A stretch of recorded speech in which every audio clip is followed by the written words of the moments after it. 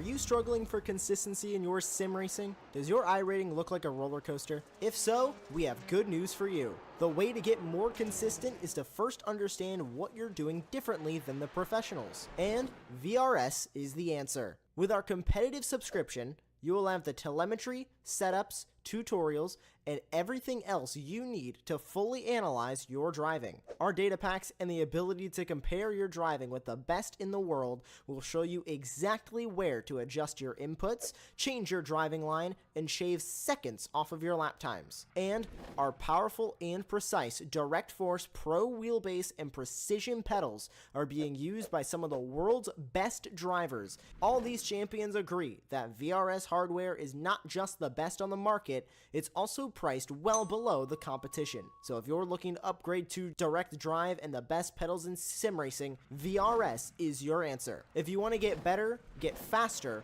and make it happen sooner rather than later, you owe it to yourself to find out why so many people are switching to VRS. You'll be so glad that you did. Visit www.virtualracingschool.com and learn why the best use VRS.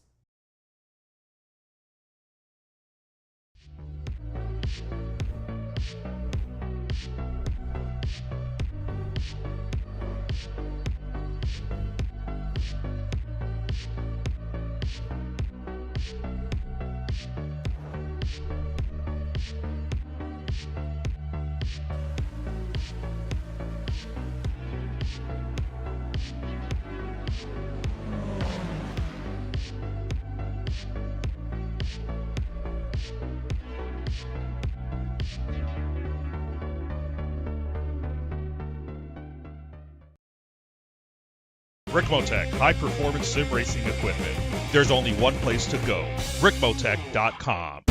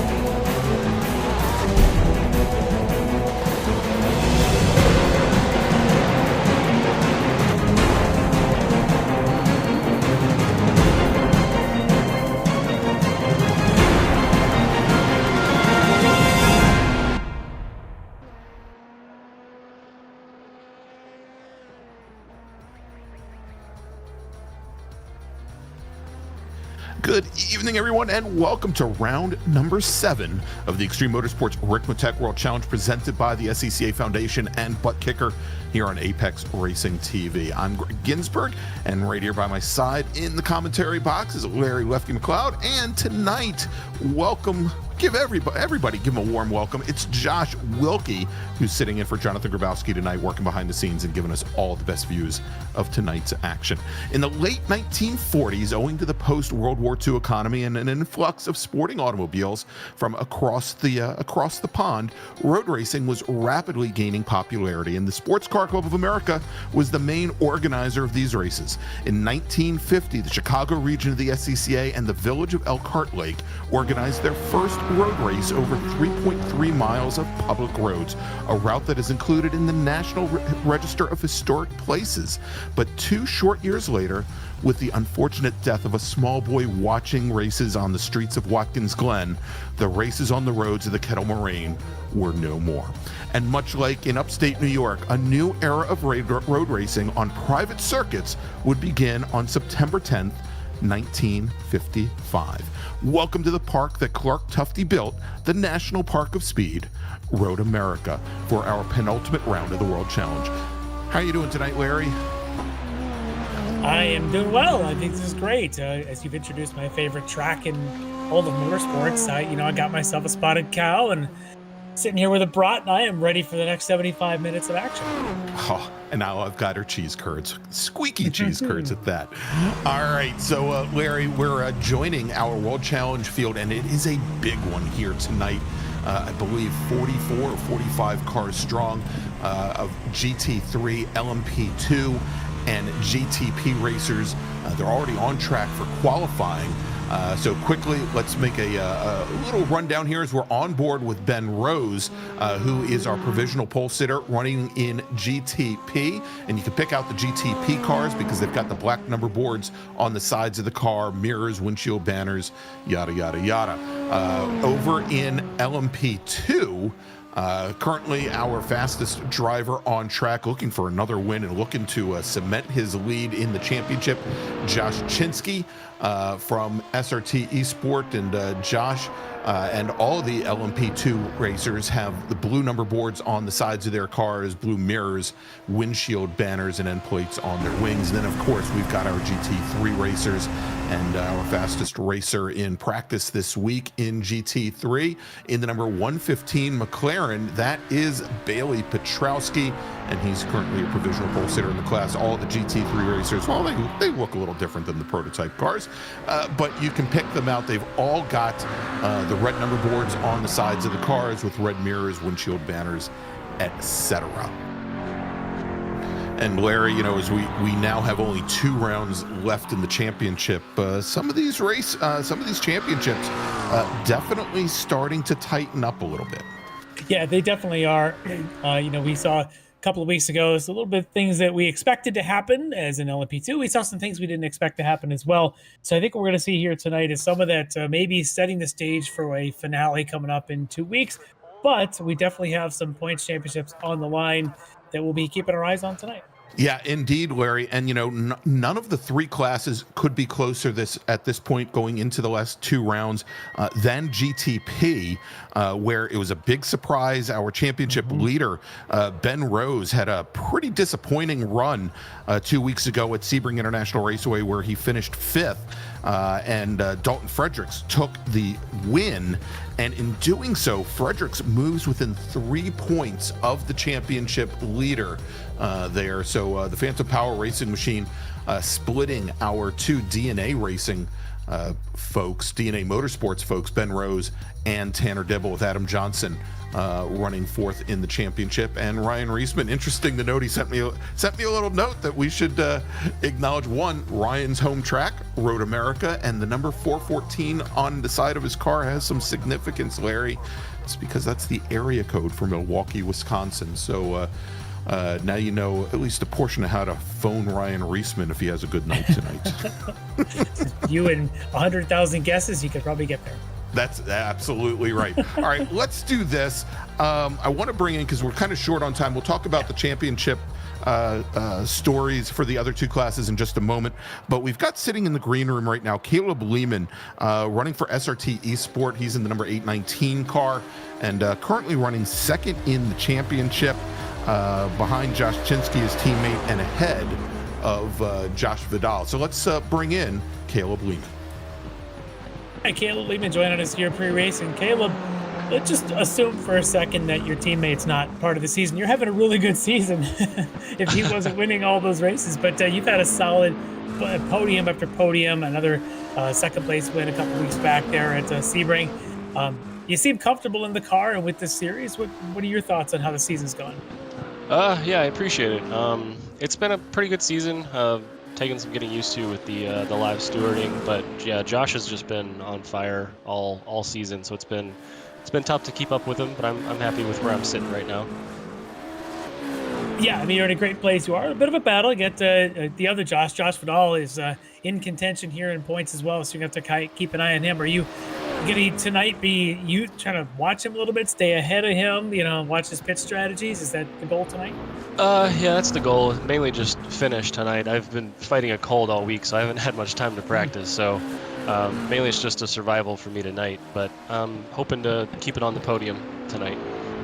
That would definitely go a long way into securing the potential 2nd overall in the championship that you're currently sitting in. But you know, these pre-race interviews, we like to sometimes get to know the drivers a little bit. more than just what they do on the track.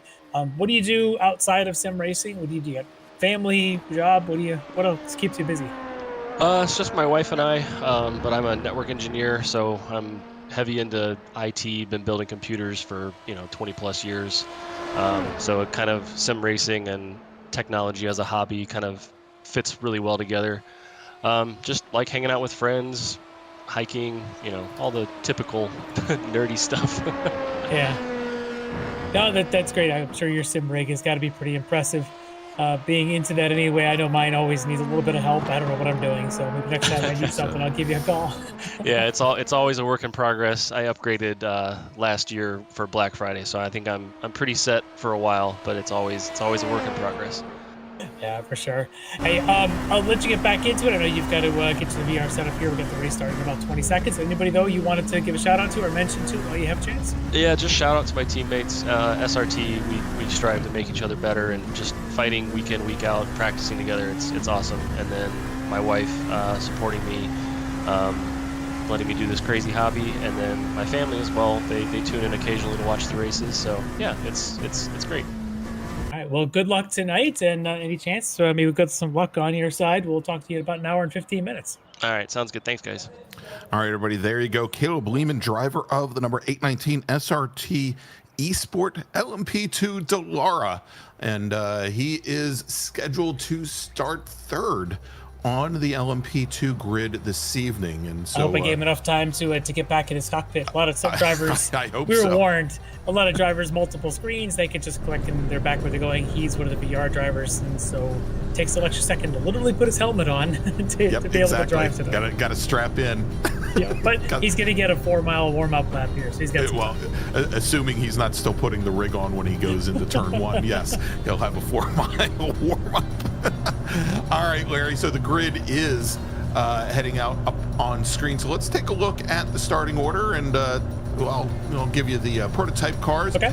Starting on the pole in GTP tonight. Once again, your pole sitter, he is, by 3 points, your championship leader from DNA Motorsports, Ben Rose. Then we've got Dalton Fredericks in the Phantom Power Racing Porsche. He's going to start on the outside of row number 1. Tanner Dibble from DNA, and Tanner also in a Porsche driving the number 963. Porsche 963, that is. He'll start third. Jordan Butler will start in fourth position in his Acura. Then we've got Ryan Reisman. Reisman starting fifth in the 414 Cadillac, with Jake Zito from Phantom Power Racing starting sixth. Jake is driving the number 19 Acura. Then we've got Adam Johnson in his 319 Cadillac. He is going to start seventh, with Yair Alvarado starting in eighth in the Wrong Stuff BMW, our sole BMW in the field. Let's move over to LMP2 and all the Dallaras here, the Dallara 217s, and they are... I think we've got one more row that are kind of split. Yeah, absolutely. Yeah. Actually, we forgot one more row, one more racer. Jim Pfeiffer in the 00 Porsche will be starting ninth in LMP2. Sorry about that, Jim. In LMP2, Josh Chinsky is your pole sitter. Oh, and Bobby Childs. We didn't pick up Bobby. Bobby's scheduled to start 10th in GTP. So now let's move over to LMP2, where Josh Chinsky is your pole sitter, with Dave Menetto starting on the outside of the front row in the number 199 Dallara. Then we've got Caleb Lehman and Kyle Strikers. They will round out your second row, with Josh Vidal and Aaron Beaver starting fifth and sixth. Let's jump into our GT3s, and tonight on the pole, he was not quickest in the earlier practice, but he turns it on in qualifying from DTD Sim Racing. Your pole sitter, Bailey Petrowski in that McLaren. He'll be lined up alongside Travis Schwenke from Ryan Race Teams. Of course, I believe he'll be one of those Corvettes. Row 2 will be Travis Schwenke's Orion teammate, Mike Dam. On the inside, alongside from the Wrong Stuff, Jeff Brooks. On the third row, on the inside, it's going to be Leo Dragona, another Orion driver there. He'll be lined up alongside Brian Bennett from Sector 5 Racing, and Brian, of course, in the Porsche. Behind them on the fourth row on the inside, going to be Dominate Racing's David Steiner. He'll be lined up alongside another Orion driver, Taj Edwards. On the fifth row on the inside is Lyndon Swaby out of Sector 5 Racing, alongside Jennifer McDonald from BTL Motorsports. Behind them, from Rockefeller Racing, it's Ilya Speaker. Lined up alongside him, Zach Mosley from Mosley Motorsports. Behind them, Milan Harris on the inside, Rockefeller Racing there. On the outside, to be one of our Eagle Beavers, Alex Brown. The next row back, Michael Caffrey from Dominate Racing alongside Walking Pace Racing's David Richards. Another row back there, we got Keith Stein from Rockefeller Racing alongside Chris Thorman from T2D. And then one more row, all Rockefellers here. Joe Nagy on the inside. On the outside, to be Stacy Bertrand. Behind them, you've got Jeff Jacobs from SCCA Foundation alongside Aerokinetics Chase West. Then David Klimovich from Slow Bros Racing and Lucas Dragota from Dragon Sport. Behind them, Stephen May from Mayforce, Philip Caffrey from Dominates. And then we've got Greg Brockway from Frito Sports and his teammate John Casey.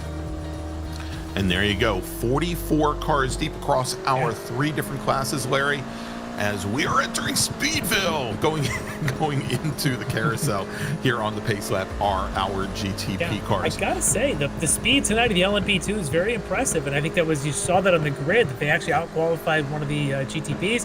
That is a fast night, and you look at Dave Menino, could be a one to watch here. There's a couple of DNSs this season, so he's not up there in the points, but he's got speed. Yeah, indeed, and so, you know, while we talked about Josh Chinsky having pretty much having his way with the LMP2 class, you know, we have seen some very strong races, but, you know, Chinsky is one of the few racers that has made every single race this season. So we'll have to see here. And we'll talk about the point situation there once we get the racing underway, as we will with this very large GT3 field. Should mention in practice this week, Ben Rose was your fastest GTP racer, then Josh Chinsky in LMP2, and, well, Bailey Petrowski in GT3.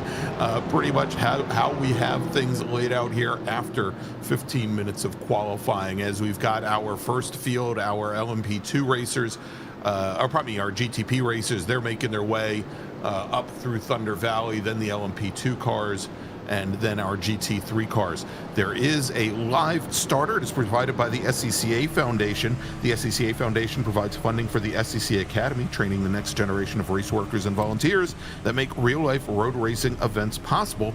Visit sccafoundation.org for more information. And so with our pace car on the pit lane now, the live starter takes over. Our start zone is coming up right now, right as we hit that island there, as our racers come up the start-finish straight up the Road America straight. They're waiting for the command to go and race. And there we go, green flag is in the air, Larry, and we are underway here at Road America. We've got one racer already taking to the grass to try and get by there. That was the purple car, Larry? It was. I want to say that was the 19 of Jake Zito. But was it Zito, or it might have been Alvarado, one of the two. Yeah, we're still side by side out front. Well, not for long there, as it looks like the 963 and Dibble's able to take that second place spot. And Dalton Frederick slips in behind, but we've got a car facing backwards. Going backwards almost as quickly as he went forwards, exactly. That was Ryan Reisman, the 414 car, falling through the field as our LMP2 cars are going to be coming down out of turn 3 and under the cheese bridge here momentarily, as our GT3 racers now take the green flag and head down into turn 1 for the very first time. Petrowski covers Travis Schwenke as they come into turn 1. And the Mike Dam, your championship leader in GT3, settling into third. Jeff Brooks in the Ford Mustang, now sitting in fourth with Brian Bennett and Leo Dragota rounding out your top 6. Bennett having gotten around Dragota there on the run down to turn 1. And Larry, it looks like we've got Reisman cleared out of the way. He's back underway, albeit quite a big distance behind the LMP2 racers. And I think Jake Zito might have just had an issue as well, a little bit further up the field. Yeah, look at this. So one of the Orions making a move down the inside there. I want to say, was that Taj Edwards on David Steiner trying to outbreak him? I think he does, and he's going to be now leading them go through 6 in the middle of that pack. As we jump back over to our GTP racers, and at the moment here, Tanner Dibble challenging Ben Rose as they come out of turn 14 and on to the Road America straight. They have now received a little bit of separation from the 72 Acura of Jordan Butler and Dalton Fredericks behind, with Jair Alvarado there, Jair Alvarado, pardon me, running in 5th in that number 113 machine. All right, well, here you can see Menino was able to get the jump on Josh Chinsky. leading the end of the first lap. Chinsky's right there. Caleb Lehman, of course, right behind him. As you'd expect here in a nearly spec class, a lot of big train here happening Road America. But these guys are going to be making some pretty good moves. They've got a couple of the GTPs. Obviously, they've got 414 and Ryan Reisman right behind him, who a lap ago in this corner lost it. I think he wanted to go to the turn 3 snack shack there and get himself a brat egger. But yeah, we're going to catch us this pass here from. Oh, we're going to look at the Minetto pass, but let's keep an eye because we might be seeing a counter pass here coming from Chinsky going into 5. Not close enough. Not quite close enough there, Larry, as they go into turn 5. Rear end steps out just a little bit on the front end of Minetto there, our new leader. But Josh Chinsky not able to do anything with it. Here we go. Let's take a look at this pass for the lead. It is going into 5. You see there, Chinsky protects the inside, Minetto on the outside. Up and under, look at that slide there of Chinsky mid-corner, and that actually cost him the position. That might be just a cold tire thing.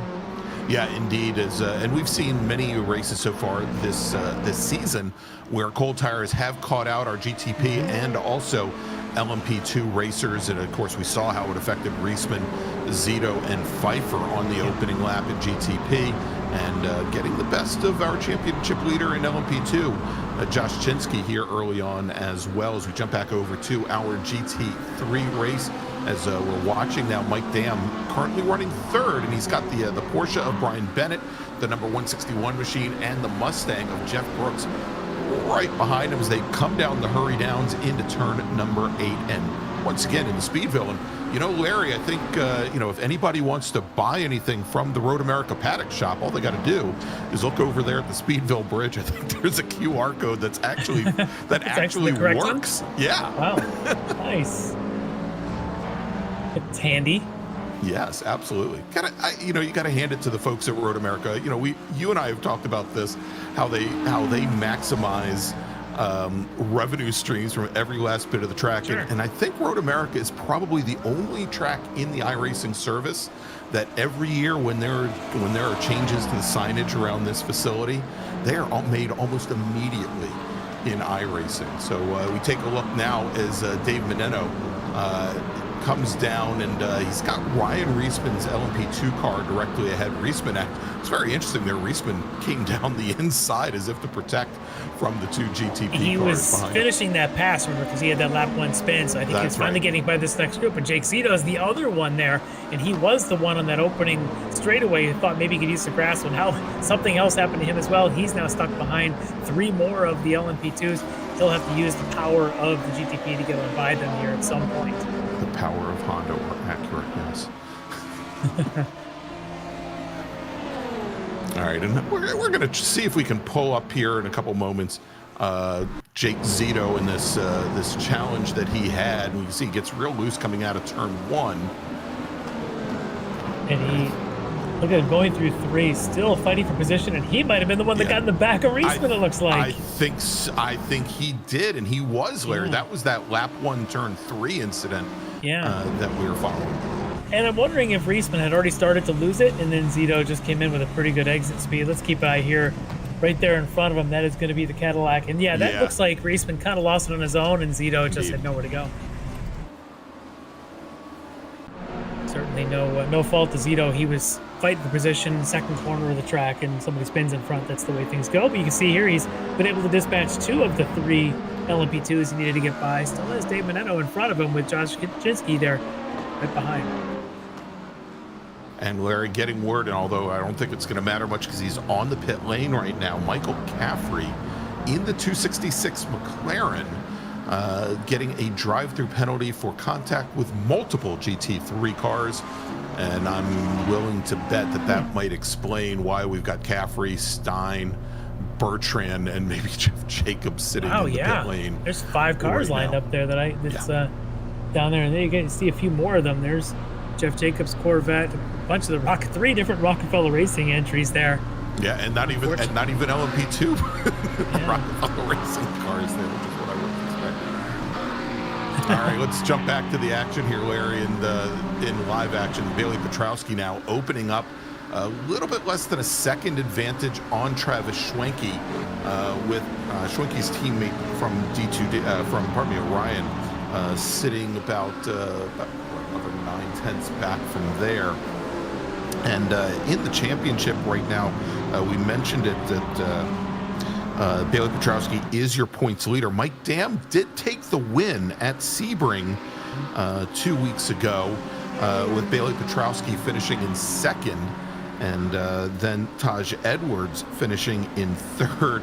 And that was somewhat of a surprising finish there, Larry, because if I remember correctly, we had sitting up towards the very front of the field, I believe was it Lucas Dragota, was sitting in the top three, was actually leading the field with 1.5 laps to go. And as they came around Sunset Bend to start the final lap, Dragota had to drop into the pits as he wasn't going to have enough fuel to make it to the end. As a matter of fact, a lot of other racers actually ran out of fuel on the cooldown lap, if I remember. Yeah, that was a absolutely crazy race, crazy finishing to it. Was I don't know if we'll have quite that amount of madness here tonight, but certainly we had some a couple of weeks ago, which kind of sets up what we're looking at here and who we're watching. Leo Dragota here having a pretty good run, but I'm sure he'd like to be up in the top three, and this train is just fast. You look at guys like he's got one of the Brooks in front of him, of course. In front of him, Brian Bennett, who had a pretty good start to this race to get him up into this fourth spot. It's just a fast group, this top seven. Yeah, indeed. And hearing from producer Josh that we may have the incident with Michael Caffrey queued up. So let's take a look here and see what happens. There's the 266 of Caffrey, the McLaren. A couple of Rockefeller Racing cars behind him. As he takes to the grass. Like the kink. Oh boy. That is, yeah, that would explain why we had so many cars on the pit lane there, Larry. Is a lot of carbon fiber being dispersed. Yeah, let's take an overhead look at this as Caffrey picks up the 710 split coming out of the kink. Yeah, he looks like he tries to go flat in the kink and just misses the turn in. And, well, he gets a good run. Unfortunately, the return trip to pavement didn't go as planned, and he took out quite a few others with him. Yeah, and there's 7-8 cars involved in that one. I'm actually surprised they didn't go to full course yellow after that, but we've had those in the past.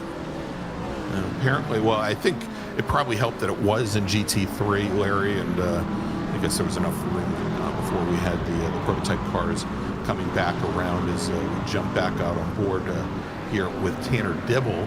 And Dibble currently running second in GTP to Ben Rose as he's trying to make his way through the traffic now coming out of turn 7. And pretty interesting here to watch as these GTP cars make their way through. And Road America is not the widest of tracks, but coming through a very difficult section, especially here in the carousel where things drop off on the outside. The GTP car is currently lapping at a high 146, with even the fastest of the GT3 cars at a high 203. Yeah. You know, so we're looking at over 15 seconds. And you look at these, whereas we are on board here with Jordan Butler on one of those GTPs, passing GT3 cars like they're standing still. And you and I have watched multi-class racing. We've watched some of the practice sessions in Road America of SCCA where you've got multiple different prototypes out there with speed deltas in the 30, 40 miles an hour. And it is treacherous. It is frightening to watch. And you can see there the speed deltas. Those GT3 cars are anything but slow, and they're getting past like they're standing still. Yeah, you know, and thankfully for the with iRacing, you've got your relative screen that you can kind of pick out when cars are coming up on you, but you can only see so many cars at a time on that relative screen, Larry. And because that whole section of the track is a bent straightaway, you move from outside to you move from track left to track right to track left as you go around that sweep. And it's sometimes hard to predict if you're that high-speed trailing car to say, when is that slower car going to make his shift to the track to get back on his line? You've got to be awfully careful about where you pick to make your move. And Larry, while we were saying that, that was a gorgeous pass. Maybe a little on the late side. Fredericks getting around Alvarado, coming through turn 1 and turn 3 there. So moved Fredericks now up to 5th. Let's take a look at this again.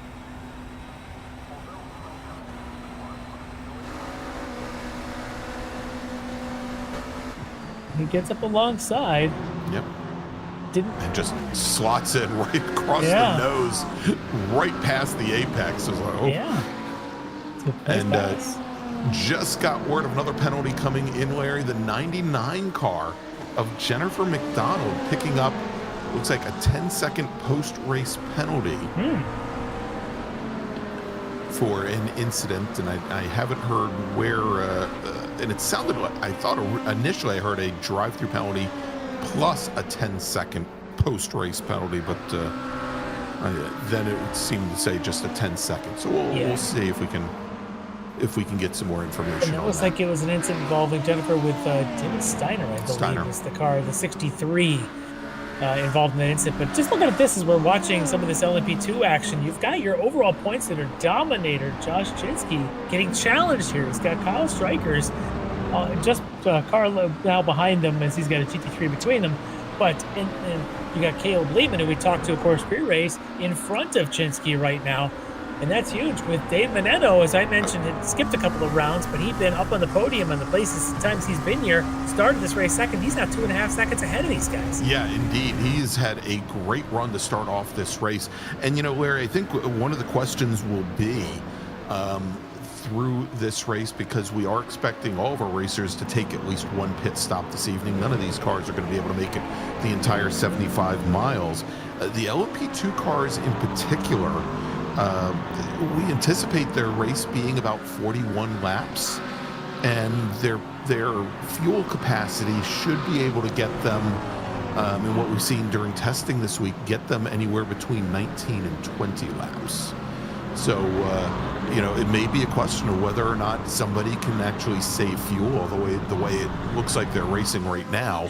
I don't think fuel saving is much on anybody's mind, but it would likely mean that most of our LMP2 cars, unless they go into fuel saving mode, might actually have to make a second stop tonight for a splash of gas and go. So the one I'd be keeping an eye on would be Chinsky in that battle, because he's got this pace. We always see him dominate, but he's not tonight. And I'm starting to wonder, is a little bit of that because he's saving fuel? He's willing to let Menetto run away and willing to kind of just play this spot without really fighting anybody because he's on a fuel strategy. So we'll keep an eye on that. Yeah, exactly. And again, I think for LMP2 more than either of the other two classes, it could be more critical there. So we'll see how that plays out.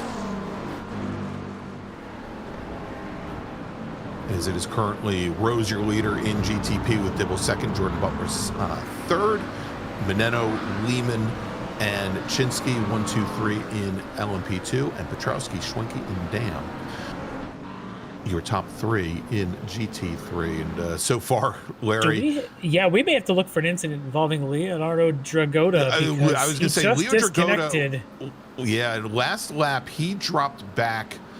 He's out. Lost about 8 positions, and now I think he's down 16. Yeah, this may be it. He's going to be in that Orion McLaren. Here he comes down into turn 8. Lucas actually there. That's his brother Lucas having his own Let's off see if track. we can pick up the 118. Okay.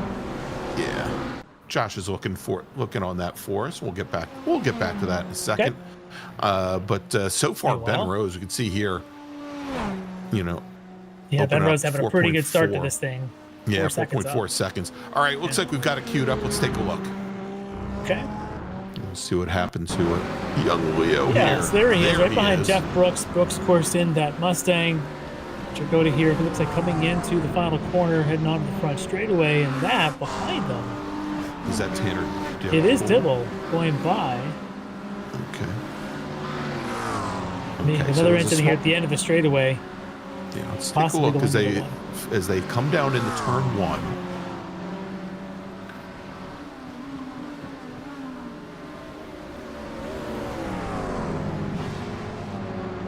And keep an eye on him as he comes down to 3 here. Again, chasing Jeff Brooks in that Mustang as best he can. Trying to probably get a run onto the back straight. And if I remember correctly, Larry, a couple weeks ago, Leo had some sim rig issues, and I'm wondering, as we continue to follow this extended replay, if perhaps he's had some more equipment issues. Potentially. Meanwhile, I'm glad to see we've got Multi-Apples in the chat. And good old Multi-Apples with his Norm. Nice race, he says. I don't think I've ever seen a stream where he's said anything other than just nice race. He's a man of few words, or a woman of few words. Well, Mr. or Mrs. Apple, any other words you want to share with us, feel free. As we've got Mr. Brooks now, Jeff Brooks, coming down to pit lane here. Let's see what this may have to do with. It'll be an early-ish pit stop, Larry, is for the GT3 cars. They can go, and it wouldn't be all that different from them. They can actually go about 18 to 19 laps on fuel. So again, a very short pit window, but Brooks definitely in there into the pit lane much earlier than we expected, maybe 10 laps earlier than expected. Huh. Yeah, we'll keep our eye on that.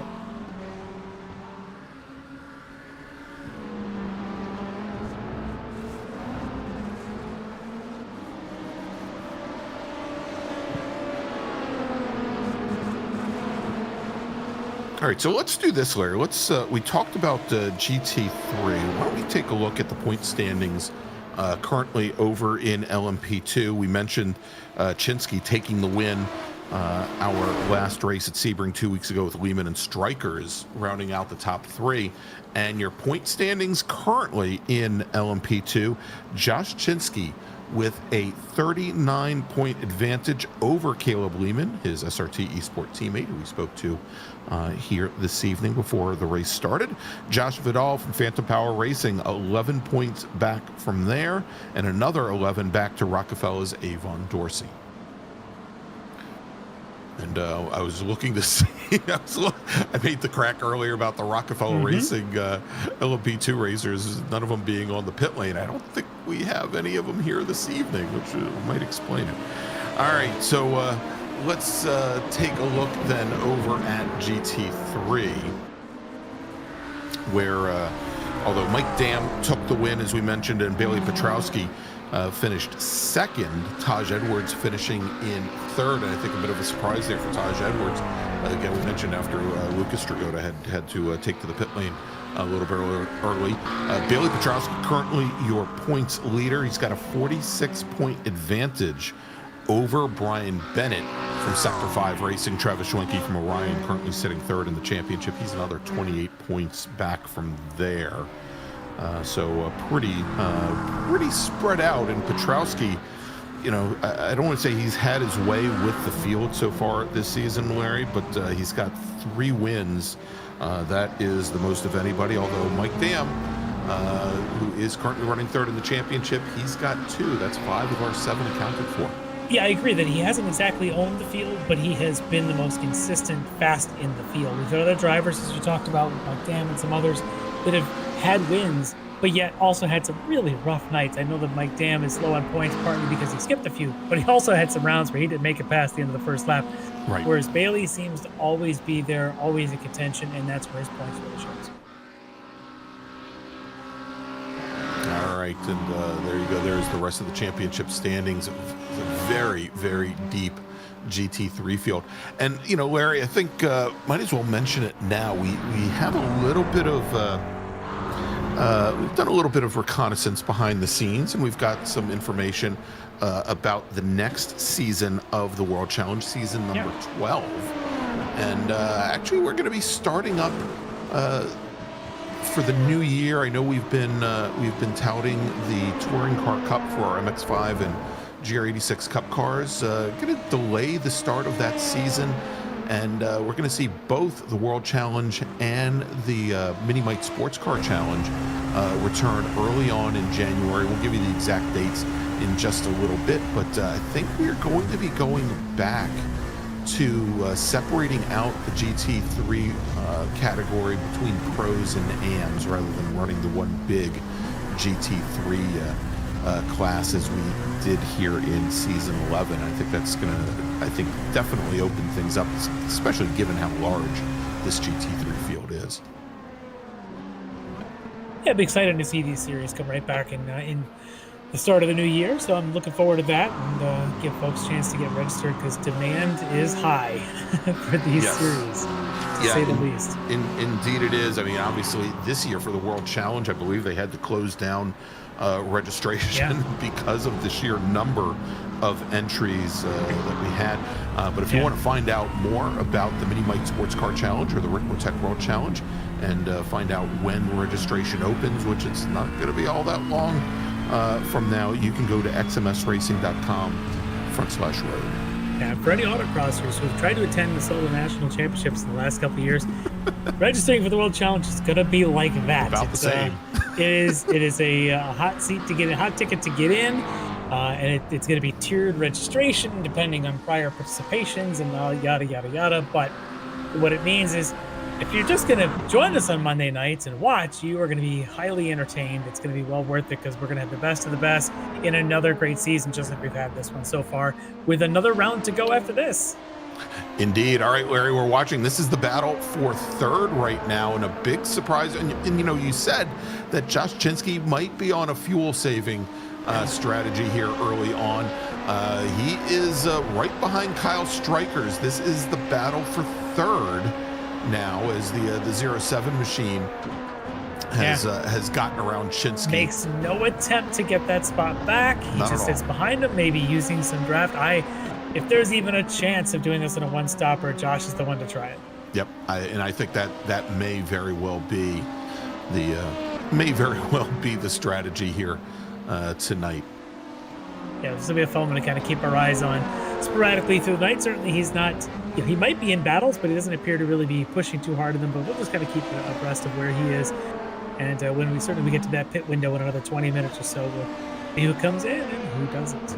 Yeah, and I was going to say, given his past history this season, Larry, I wouldn't expect him to be 7 seconds off of the lead where he is right now, unless not a track like Road America that everybody and their brother knows very, very well. This track is across the platform in a lot of public series. Everybody runs this one in private leagues. It's a world famous racetrack, and certainly not a hard one to learn. And so it's certainly not just a setup or a driving thing. I really do think there's something strategic going on there. So we'll keep an eye on that. Meanwhile, let's check back in with GT3s. We're on board here with Jennifer McDonald from Detail Motorsports. Her BMW looking out the back is Ilya Speaker right behind her in that Rockefeller Racing McLaren. And this is the battle for 7th, as you can see it on the side of the screen there.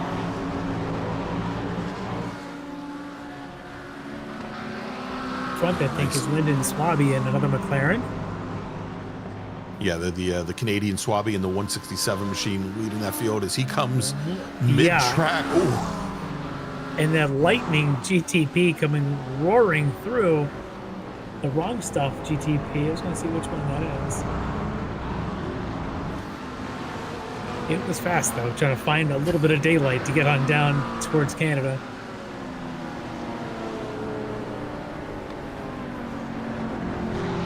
I think is that Alvarado, I think? No, Alvarado's in the purple car.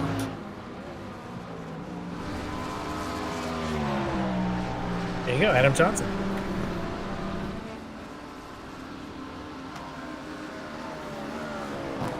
Currently up there in 4th place in this GTP class, just kind of 7 seconds behind one and 7 seconds in front of another. Kind of doing his thing.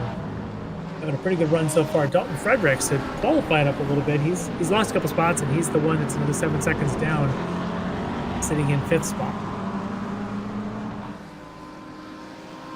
And there's Dalton, actually running right there. I was going to say Dalton trying to work his way through that field. And it should be Jair Alvarado then trying to chase Dalton down as well. There's Jair.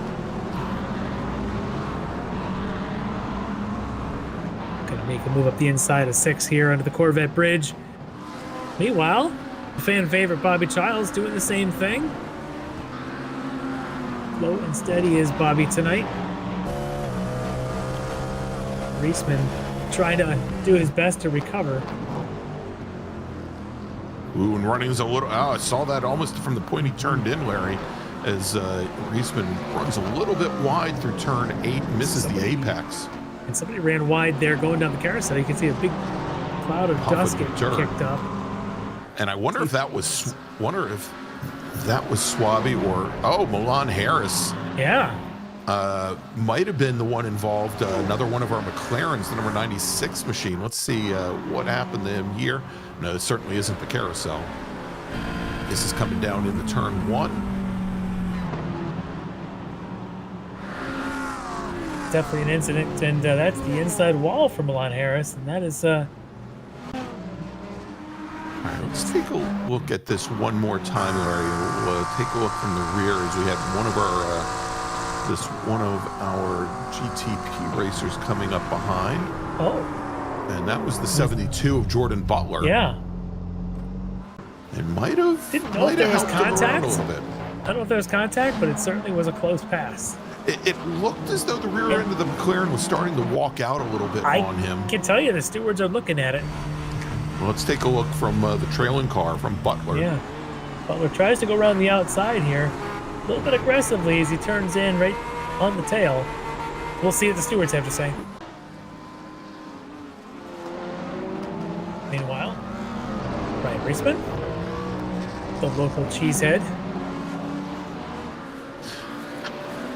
I'm gonna say, Ryan, we normally have it the in-car or the in-home camera for him. I wonder if he would be sitting there with the cheesehead on, the cheesehead hat. As long as he's not wearing a football jersey of that team in green, then we're okay.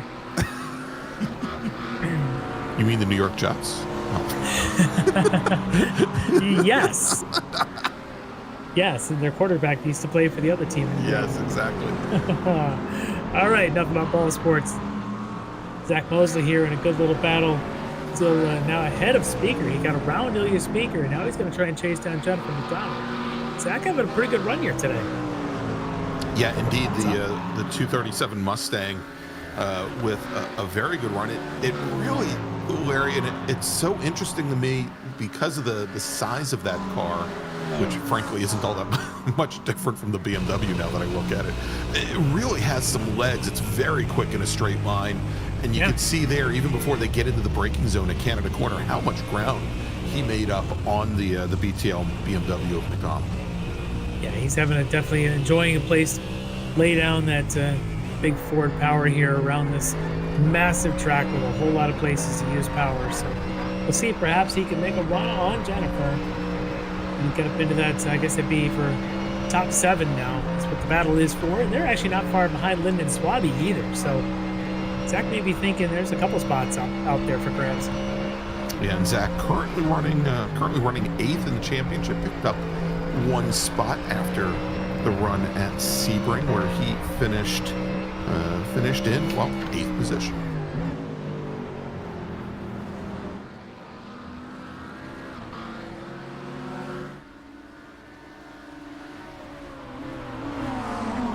Well, we hadn't seen much of Chase West yet tonight. There he is in the Corvette, number 757, trying to chase down, should be Lucas Tragoda, with a couple of LMP2s now kind of fighting their way through. There's Josh Chinsky, your points leader, and Kyle Strikers. I see the name Strikers. All I can think of is the movie Airplane, if you haven't seen it. And sad but true, Larry, the director of the movie Airplane unfortunately passed away this past week. It's definitely worth going to see that. Oh, agreed. And Larry, it looks like both of these, Chinsky and Strikers making up some ground on Caleb Lehman. Yeah, this is the battle for 2nd, 3rd now, and 4th all together. Yeah, stick all the SRT machines in a row.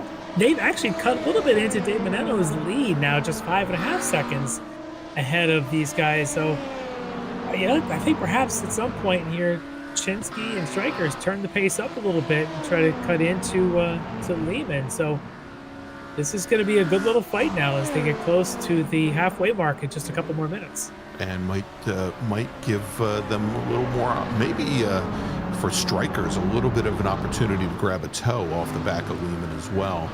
and maybe do at least a little bit of fuel savings that he hasn't been able to do. Because we're about, what is it, about 6-7 minutes away from the halfway mark. Yeah. And at that point, I think we'd be looking at maybe the pits, and for those that need to make a two-stopper, should be coming in soon. So we'll keep our eyes on that battle. Meanwhile, here comes Mosley. We talked about the motor down the straightaway, the American Mustang on the German Mustang, and the original pony does it.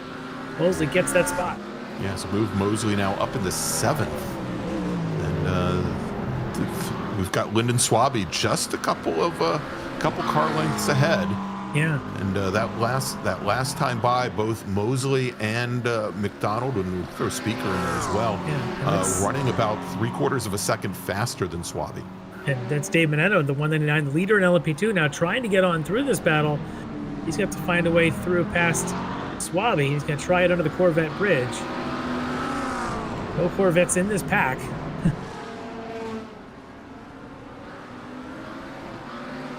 Now you have to join us for the GT4. There's a few out there. Yeah. Of course, the Orions, most of the Orions, in fact, all the Orions still left in the race are all driving Corvettes. And Leo Dragotta, of course, runs the McLaren, but quite a few Corvettes. We know Jeff Jacobs has one. He's out. Chase West, we saw his Aerokinetics Corvette. There's a few of them. Keith Stein, I think he's out of the race. Jeff Jacobs. Casey and Brockway. Yeah, we had a nice little interview with John Casey last round. Here's Lehman now. I'm sure with Strikers and Shinsky right in tow, coming to the battle in GT3s that we've been watching. So here's battle mix on battle. This ought to be interesting. No one wants to lose touch with the one they're fighting with in front of them. And what we've seen there, Larry, is in that one section of track there going through Bill Mitchell Bend, is it switches from left to right, and or probably from right to left, and really ends up being blind when you come through there. It's been very difficult for these trailing LMP2 cars or GTP cars when they come up on the GT3 traffic, because the GT3 cars they lose sight of the faster cars in their mirrors. As we now take a look at Aaron Beaver coming down the pit lane. This is what we figured. If you're on a two-stopper, this is the lap to stop on. Aaron Beaver is the first one. All right, and as he comes in, Larry, we are sitting right atop the hour here. And why don't we do this? Why don't we take a quick break? When we come back, we'll fill you in, tell you if any more of our LMP2 racers come in for their pit stops here at Road America, where you're watching round number 7 of the Extreme Motorsports Ricmotech World Challenge here on Apex Racing TV. We'll be right back.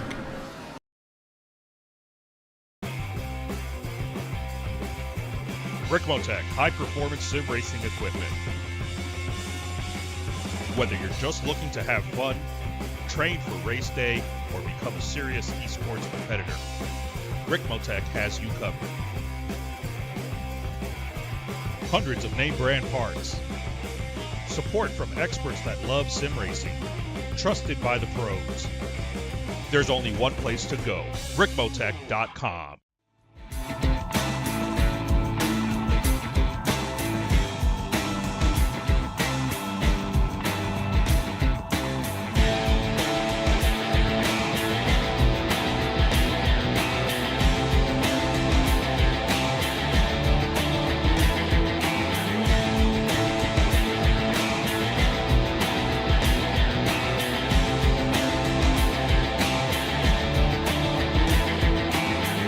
The SCCA Foundation is a 501c3 organization serving as the charitable arm of the Sports Car Club of America. One of the programs partially funded by the foundation is the SCCA Academy, an online learning management system used to keep real-life racing track officials up to date on the highest standards of race safety and officiating. Through this program, the SCCA Foundation is supporting the future of the best trained corner workers and event officials in motorsport. You can support these efforts at www.sccafoundation.org.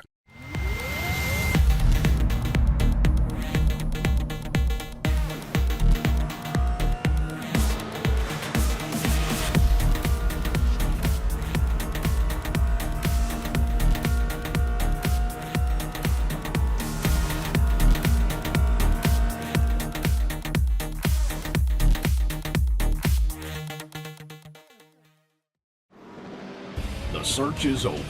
The most comprehensive league scoring solution is here. with the ability for multi-level championships, custom incident tracking, post-race time penalties, support for heats, drop weeks display, multi-car team scoring, advanced web widgets, rookie championships, a custom paint system, and load those results in seconds. Visit extremescoring.info today. Ricmotech. And welcome back to Road America, everybody, where it is round number 7 of the Extreme Motorsports Ricmotech World Challenge presented by the SCCA Foundation and Buttkicker. I'm Greg Ginsberg, along with Larry Lefty McLeod. And Larry, as we expected, at least a few of our LMP2 racers have taken to the pit lane. We saw Strikers and Chinsky come, or probably we saw Strikers and Beaver come down the pit lane, and now pitting in from the lead is Dave Meneno. Yep, so this will be interesting. Pitting from the lead at the 37.5-minute mark, which puts you right at that halfway to 75. So this is a one-stopper, I'm suspecting, for Meneno, which means any fuel save that Chinsky did may not have been as much as needed. He is going to take the lead over here, of course, being the last one, I think, in the class that hasn't stopped yet. But he's not going to have an advantage. Now he's going to have to do it on pace. He was about 6-7 seconds down from Meneno when Meneno came in. So we'll keep our eye. Meneno on a pretty good pace tonight and looks like a one-stopper. Indeed. And so Caleb Lehman, we saw him come down the pit lane and slot in right behind the 199 car, as well as a number of our GTP racers, Larry, are now coming in for their, what should be their only pit stop. Dibble, followed by Fredericks, followed by Alvarado, followed by Butler and Childs. And I think the only driver in our, well, it looks like Reisman. Well, Reisman had already come in. He had been in earlier. But Ben Rose in the number 5 Acura, your leader, he has stayed out and is going to try and run at least one more lap, it appears. All right. Well, apparently able to be fast and save fuel all at the same time, and then really laying it down tonight. All right, here, let's jump over, if we can, to the battle for second in GT3 right now. It's Travis Schwenke and Mike Dam. Josh, if we can get there. Here we go with the 2 Corvettes. And now they are, what, I think about 6.5 seconds currently off of Bailey Petrowski, our leader.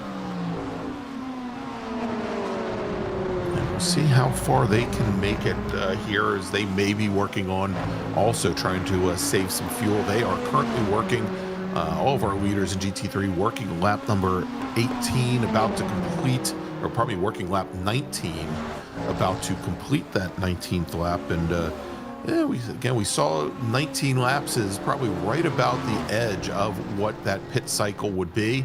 And indeed, Bailey Petrowski coming down the pit lane now, your leader, sitting second car in line there, right behind Ben Rose, our overall leader, and then the 2 Corvettes from Orion, Schwenke and Mike Dam coming down the pit lane. And I think the one racer staying out, Larry, and maybe we saw his ability of fuel save at Sebring 2 weeks ago.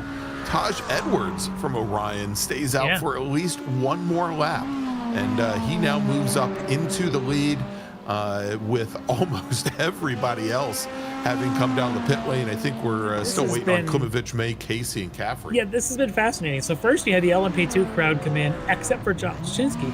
The next lap, you had the whole GTP field come in, except for Ben Rose. And now we've got the whole GT3 field come in, well, except for Taj Edwards. There's one exception, but literally the rest of their entire class all pit at the same time. And it's fascinating. But like you said, Taj did a great job on fuel at Sebring 2 weeks ago. Here he is doing it again. It just helps shorten his pit stops. The question now is, how much can Dam and Schwenke cut into the gap to Petrowski, or can they at all? Exactly. And another racer who hasn't pitted in GT3, Larry, Ilya Speaker. Although Speaker currently sitting about a little bit less than 8 seconds back from Taj Edwards now. Out there in that McLaren. Probably going to see him in this lap. And of course, there's race leader in GT3, Taj Edwards, in Orion Corvette.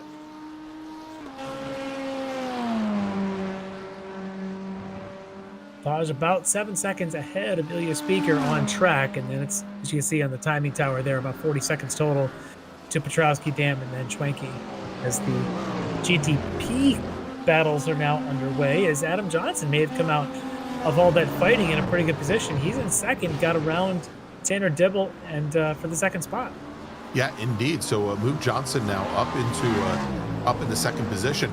And Larry, you know, we were looking earlier this evening on what we thought might have been netcode Jordan Butler in his GTP Acura and Milan Harris in the GT3 McLaren coming out of turn one, where Milan Harris ended up getting into the wall, driver's right, and Butler assigned, was it a drive-through penalty or 10-second penalty that he received from the stewards as we were on our... It was a drive-through, yeah, that he ended up serving.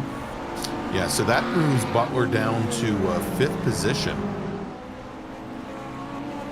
Starting to work his way back through the field. Yeah, and you know, and interestingly enough, Larry, that he's actually, even with that drive-through penalty, he is still on the lead lap, albeit now, what, about 30 seconds off the lead currently. As we now have Taj Edwards having completed his stop and Ilya Speaker. So that will round out the pit cycles here in GT3. And let's see where they slot in relative to that pack of Schwabe and Mosley. And there goes Bennett. Looks like he's going to be right between Edwards and... But there is that pack. There's the one I was wondering about. Schwabe, Mosley, McDonald, Steiner. They're going to come out right there next to Ilya Speaker, right behind him. Mm-hmm.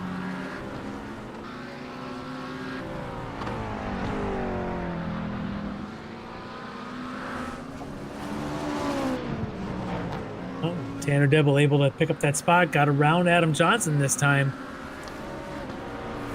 So we'll move back into second. Yeah, and let's take a look here, because I think Johnson had an issue coming down into turn 5, where he might have outbraked himself a little bit as he was trying to hold off the trailing car, and there you go. It's a little wide there. The pavement's rough by itself, but then you get out in that grass, it's terrible. Lucky for him, it didn't go very far, and he's able to recover, only lose the one spot. This battle, though, continues. Dave Minetto is nowhere to be found. He's 7 seconds in front of these guys, but Lehman, Strikers, Chinsky in that order now, 2, 3, and 4. This is it's going to be a fun last 30 minutes here between these three.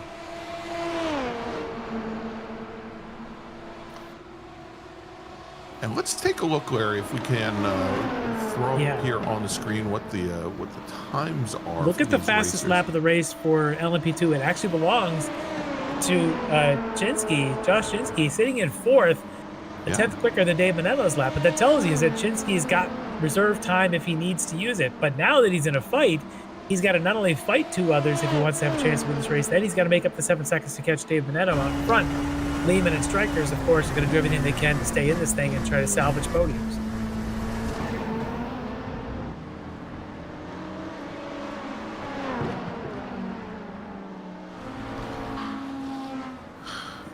Larry, we may have had a pretty big change here, at least in the GT3 field, with Lyndon Schwabe in the 167 McLaren. This is coming underneath the Mission Bridge going into the kink.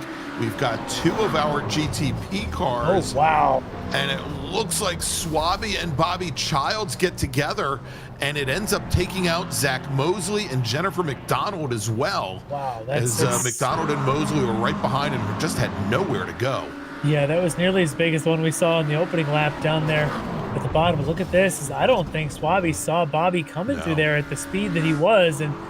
But this just clears out about 5 cars and the way this thing went. And it looks like Ricmotech just dancing through there to get by, but almost could have been even worse. Wow. All right, let's take a look here at this, see what Jennifer McDonald saw as they were coming through here. Oh my gosh. Oh. Well, you know, it's almost Hanukkah, and Bobby Childs was spinning like a dreidel there, Larry. Shin or bet, I don't know. Oh, wow. Yeah, Bobby, if you're gonna do it, be spectacular. And you've come through with full spectacular fashion, Bobby. Be best, Larry. I mean, Bobby.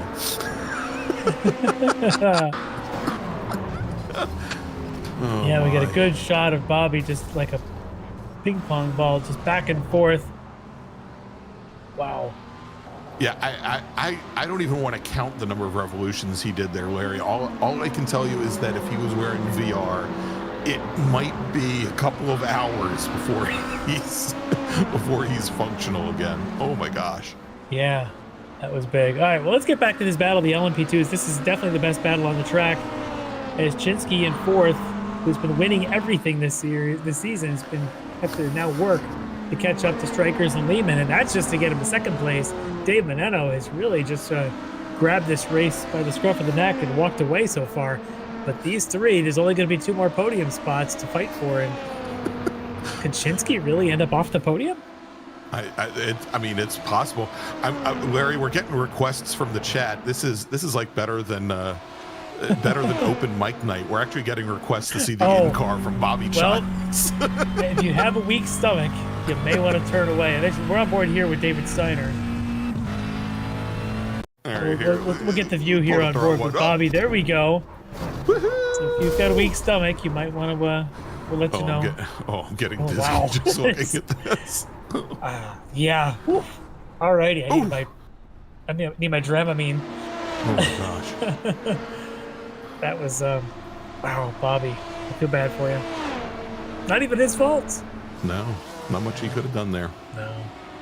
All right, well, let's get back then to this Lehman Strikers Chinsky battle, as Lehman is in the second spot trying to hang on to it with these other 2 chasers behind him.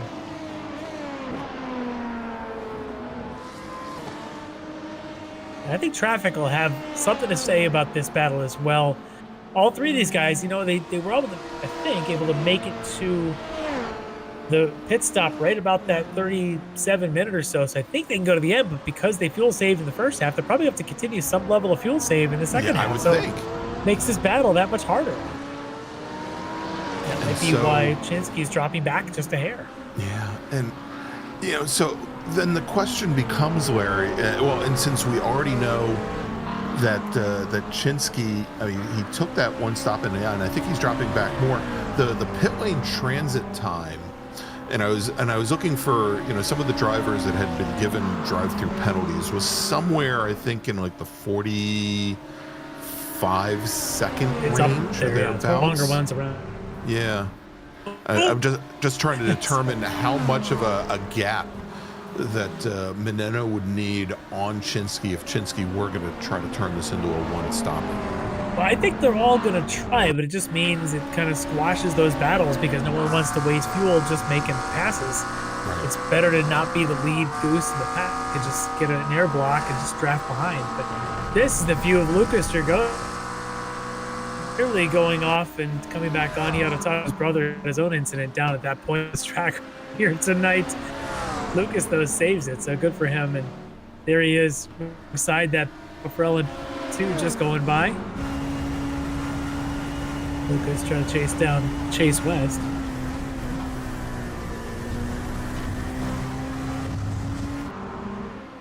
And hey, look at that. Jonathan Grabowski in the chat back from his meeting this evening. Just in time to see Bobby Childs do his helicopter spin.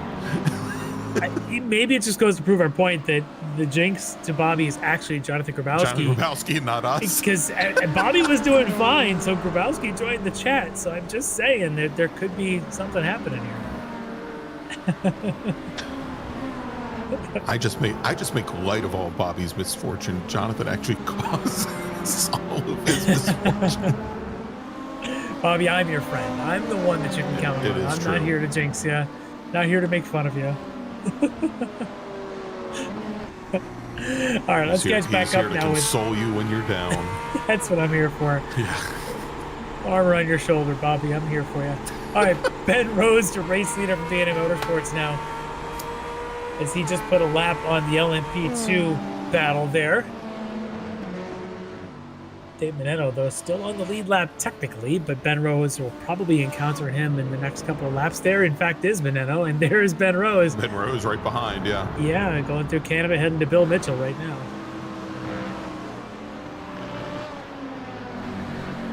Yeah, Meneno having a good, solid race here. Made that pass early on, and just kept pulling away, doing his thing. And at this point, he's got to be thinking fuel strategy. He's got to be thinking, let's just get to that 75th minute and let's get through this thing.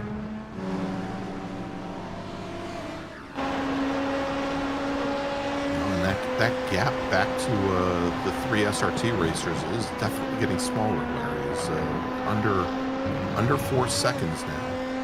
So that tells me Meneno may have turned on the fuel saving here.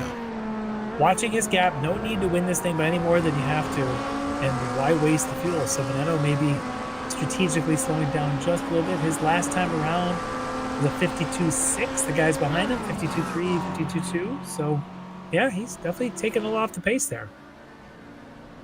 No problem here letting Ben Rose through either.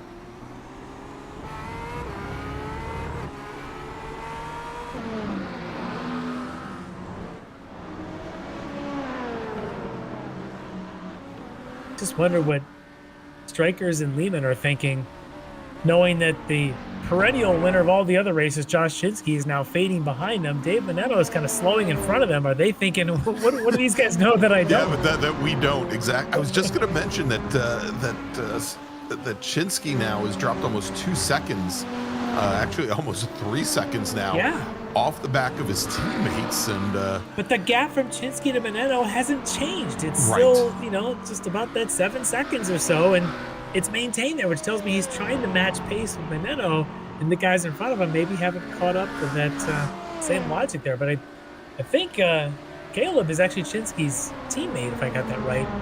So yes, you think those guys would be on comms and working on strategy sharing, Yeah. but maybe tonight Shinsky's just gonna well, run I his would own say race. both Lehman and Strikers are. Yeah. All 3 Right. of them are SRT. Yeah, but maybe they've got the mics turned off and every man for himself out there. Just as Shinsky just went radio silent. It's just for good measure, Dave Meneno also SMT esports. Oh, that's true. It's Sorry, all, wrong the frequency. entire top 4 currently. Let's get that in. The whole top 4 piloting for SRT esports. What's the frequency, Ken?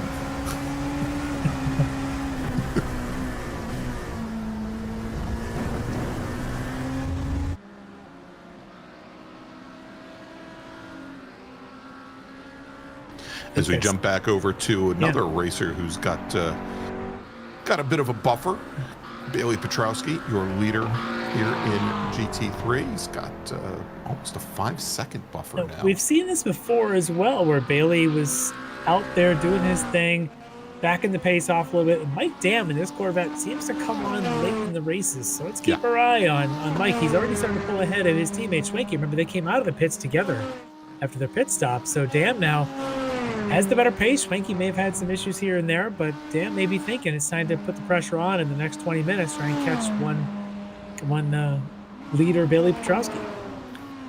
Well, we'll see here, because I think Dam had, he'd run a little wide on the previous lap, I think coming out of turn 1, and had actually lost a little bit of the advantage that he had opened up on Schwenke the last time by, almost a full second. Speaking of which, Mike Dam coming out of 14 and dropped the wheel there into the grass again. Got to get on the gas early. That's the thing. And just took another 10th out of Petrowski on this last time around.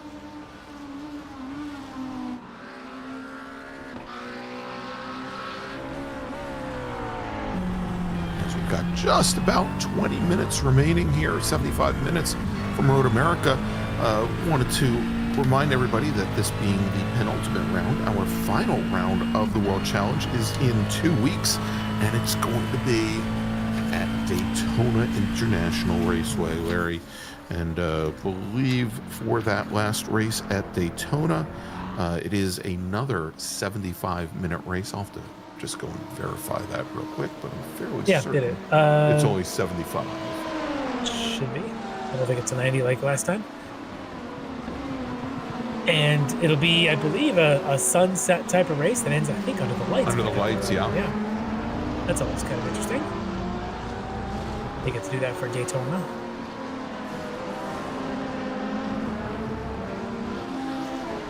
So, Strikers now to second place as Lehman gives up that spot. We got some traffic there encountering us. That is Taj Edwards actually in the 42 Orion Corvette.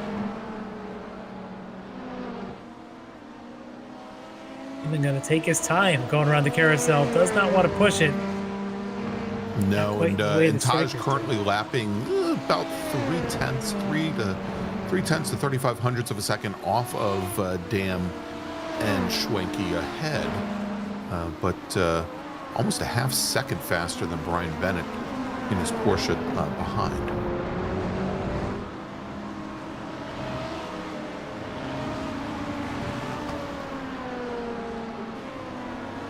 Well, that battle of LMP2 is now all just kind of spread out a little bit. Again, Shinsky's still 6.5 seconds total back from Meneno. But Meneno's lead now is 3.5 seconds to Kyle Strikers, another 1.5 seconds to Lehman, another second to Shinsky. So things are really spread out a little bit. So we check in with some of the other drivers in GT3s. There's John Casey in one of those Corvettes we talked about from Frito Sport Racing.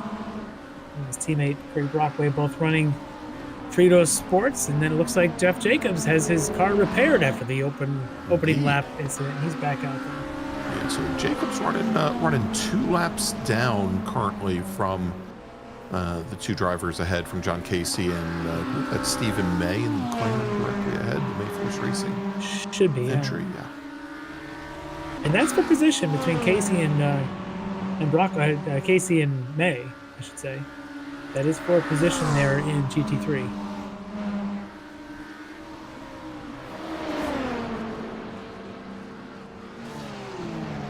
And Jim Pfeiffer trying to work his way back up through the field here as Pfeiffer had some issues early on. Yeah, it's some extensive stop there. Yeah. It looks like he took on some repairs, but look at this battle here. Lucas Dragotta has been fighting with Chase West quite a bit. Now you got Jeff Brooks, who also had some repairs done. So he, I think, is a lap down from these guys. But West and Dragotta now battling here for a top 10 spot. I think it's actually for ninth position. Look at Brooks. Again, he's a couple laps down, but he's thinking, hey, I got the pace here. I can fight. Remember, he was up in the top 5 earlier in this race. Yeah, and he's going to drag all the way down into turn 5 alongside the Mustang of Brooks and gets a little bit better run up the hill and under the Corvette bridge. The Mustang would like to see the other side of the Corvette if he could. Yes. And that's opened up a nice little buffer there now for Lucas Dragotta. Big flashback to the Steve May John Casey battle that's going on here again, containing another lapped car, just like the other battle is. This lapped car, of course, is Jeff Jacobs, but May currently holding off Casey. They go through 7 and hurrying down.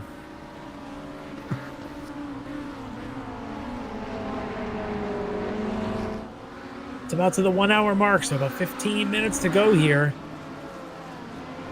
We keep our eyes on the fuel-saving battles in LMP2. And Larry in a great fight right now for the last podium position in LMP3, or probably not LMP3, in GT3. Let's try that again. In GTP with Dalton Fredericks and Adam Johnson. Fredericks, who we're on board with right now in the number 20 Porsche. Adam Johnson in the 319 Cadillac directly ahead. Yeah, if you remember right, Johnson had actually, after all the pits, come out in second spot, had gotten his way around Dibble. Dibble get that spot back. Now it's Fredericks trying to get the spot here for the third step of the podium. Fredericks on the move for sure, and this, again, could have points, championship points implications. This is coming into tonight, of course, Ben Rose had the lead, but it was Dalton Fredericks just 3 points back, and here he is trying to get on a podium. This would be huge for Johnson, who came into tonight in 4th, about 21 points back from Fredericks. So, and there he goes, Fredericks around Bill Mitchell-Ben, and he gets on past. Yeah, made it look pretty easy going around the outside there, going into 14. Nice move by the number 20 machine, move up into 3rd. Points-wise, it's going to be Dibble right now is in the position, obviously, with Rose had the points lead coming in. He's got the lead right now. But sitting in second was Fredericks. Third was Tanner Dibble, currently second in the race. And then, of course, we talked about Adam Johnson came into tonight in the 4th spot.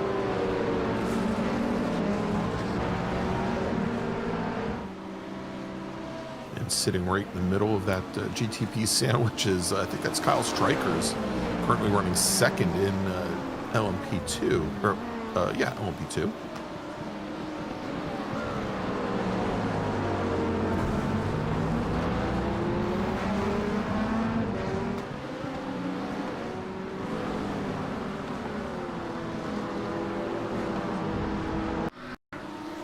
All right, let's take a look here again. This is the swap of positions here with Kyle Strikers and Caleb Lehman, as Strikers now moves up into second position, and he looked like he was able to scoot away on the following lap from Lehman, and it looks like Lehman now might be realizing that he might be the not have clutches enough of Josh fuel. Chinsky, and it may be fuel fight at this point, but Stryker may have decided he saved enough, and it's time to go after Meneno, so we'll keep our eyes on that, but he's got traffic in his way. That's Jennifer McDonald in front of him, who was part of that big pile-up, actually, at the cake a little bit ago, so she's been repaired. But there's Lehman, currently third, and Josh Chinsky now hot on his heels.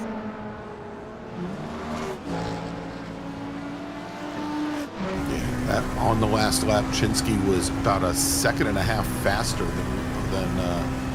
than Lehman, and Strikers ahead. Well, now Strikers ended up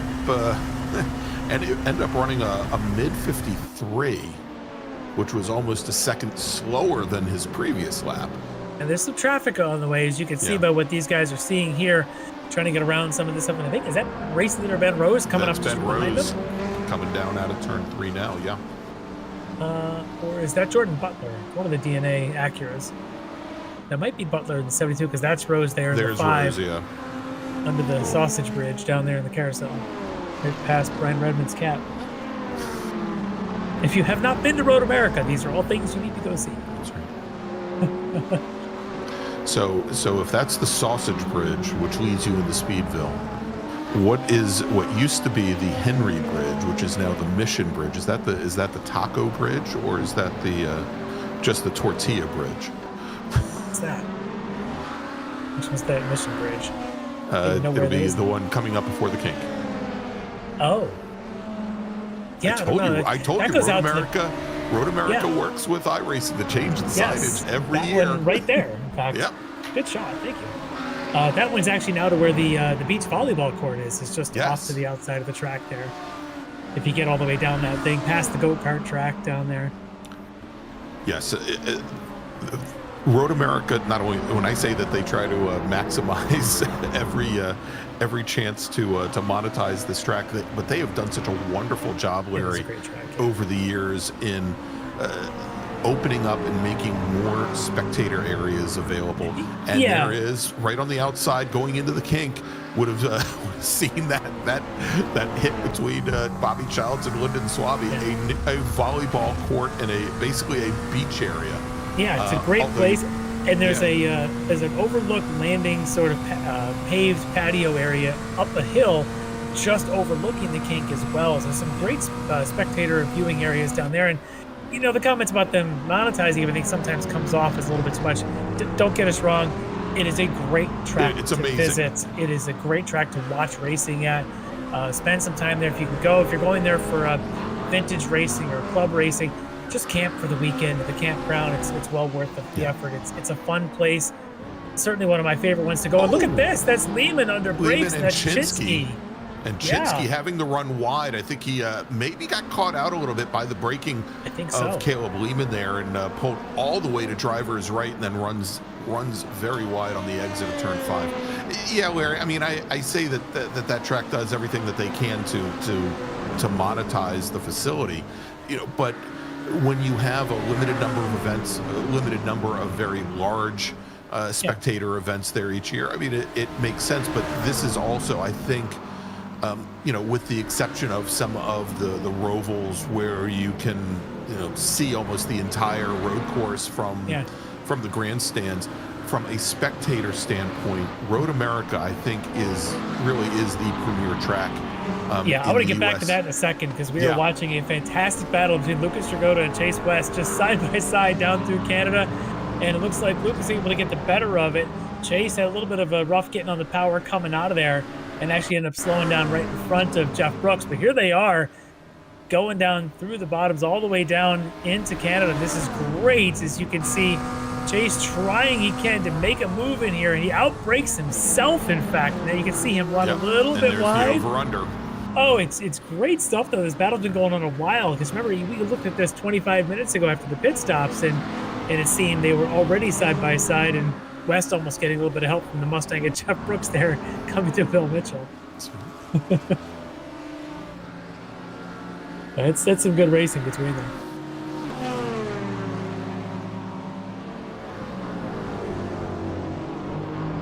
Meanwhile, Adam Johnson continuing to do his thing, now in the 4th spot. And that is Jordan Butler. Yeah. And Butler, who had already served the drive-through penalty tonight, is starting to make up some ground. They've got company, as they probably just got around Dave Menendo, the LMP2 leader, so he's got a good view of this, what's going on in front of him. Butler, yes, with the penalty and all of his issues, would love to get up into the top 4 here and get around that wrong stuff entry of Adam Johnson. Just about 7 minutes left on the clock. We're getting down there. Everyone's Indeed, really... with Ben Rose, your leader, Dibble second, Fredericks third in GTP.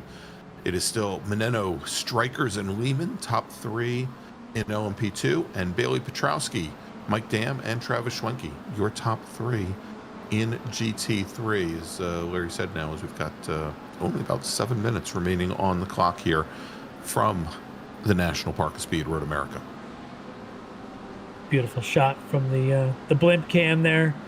You see this whole facility. What's amazing about it is when you come into the public roads, you can't see or hear the track anywhere until you are through the gate. It's quite amazing how it's just kind of all blinded by trees. There's neighborhoods a half a mile around the road there, and it really is great. You go into the town of Plymouth, you go into Elkhart Lake, some great bars. You can go hang out at, have a chance to try some of their bar food and some of their beer on tap just a few weeks ago, it seems, but it's a great place to visit.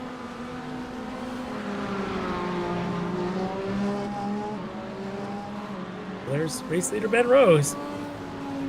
6 minutes to go. He's the points leader coming in, and he would love to get another win. His last win was Road Atlanta 3 rounds ago. Just 2 wins so far in the season. He had Spa and Road Atlanta back-to-back, and then the Sebring race didn't quite go to plan. No.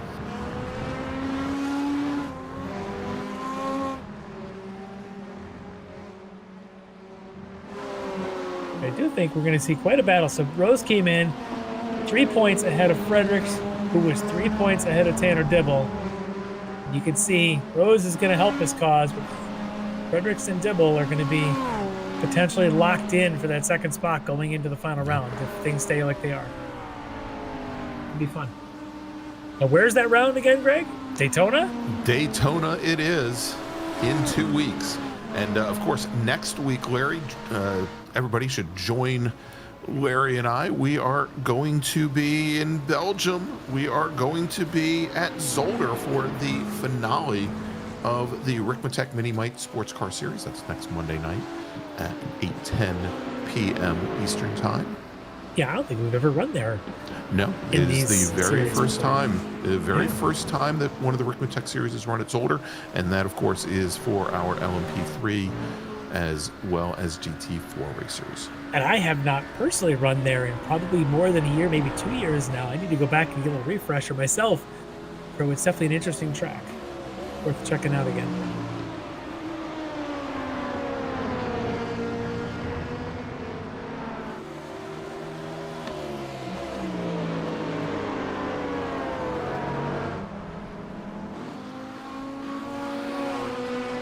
All right, 4 minutes left on the clock. There is Bailey Petrowski, who has seen his lead drop just a bit more, down to 3 seconds, or 3 seconds, about 3 seconds. And there is Mike Dam, who's got our leader in sight. You can see him even. This is interesting. 3-second lead with 4 minutes to go. This again, he starts getting in the driver's heads about fuel saving. Is if it's close, well, you've got to do what you can to make it to the finish. And there's Schwenke now 4 seconds behind his teammate, but still in third. And then another Orion driver, fourth, is quite a bit back, and that's Taj Edwards. Taj Edwards. In the 4th spot. But Dan, and a couple of cents. Edwards has fallen a little bit further off the pace since the pit stop window. I think he was at about 7 seconds. The gap now dropping to 12 seconds. Well, there's the battle for fourth. Yeah, there's the battle for fourth at GTP. That is Jordan Butler now getting around Adam Johnson for the fourth spot. So now put Rose, Dibble, Fredericks, and now Butler in your top four. Now let's take a look here as they're coming out of the kink and heading down the kettle bottoms towards Canada Corner. Ooh, look wow, at that. Butler was trying to determine should he go inside or should he go outside as that car was sitting right in the middle of the track surface. Yeah. I said I'm sorry, I meant Fredericks. Trying to decide. Sorry. No, it was between Johnson and Butler, but now you can see Johnson ahead of Butler. Yeah, so have what they is switched happening back? here? I think they may have switched back somewhere around Bill Mitchell or the final corner.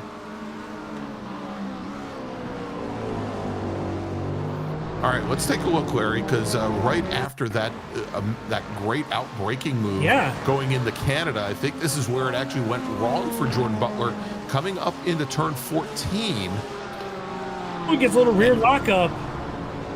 Yeah, wow, he's lucky that wasn't bigger.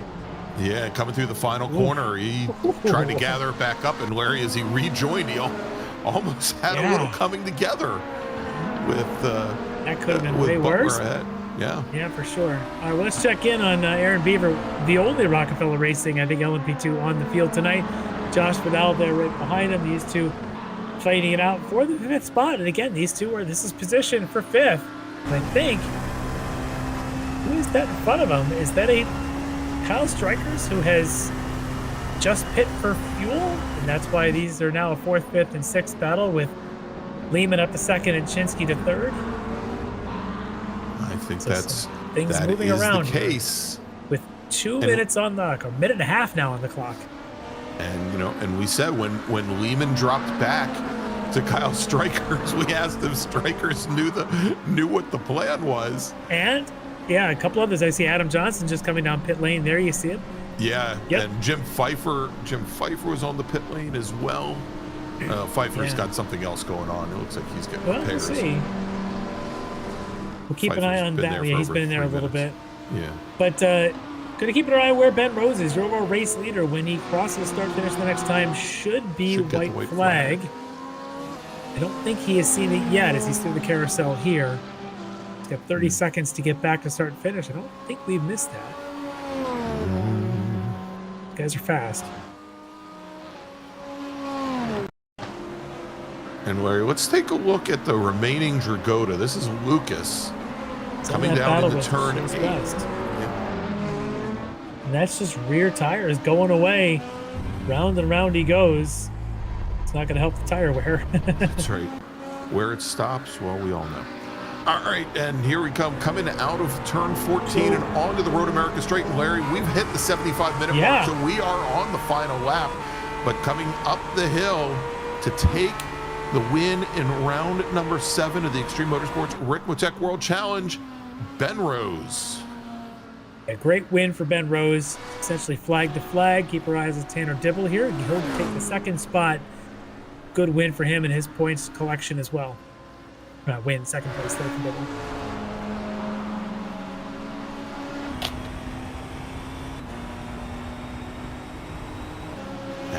Go. Dalton Fredericks crosses the line. He'll take the final step on the podium in GTP with Jordan Butler coming home in fourth.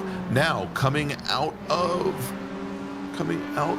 that's Dave Meneno right on the final corner. Our leader in GTP, out of 14, up the Road America Straight and to the checkered flag.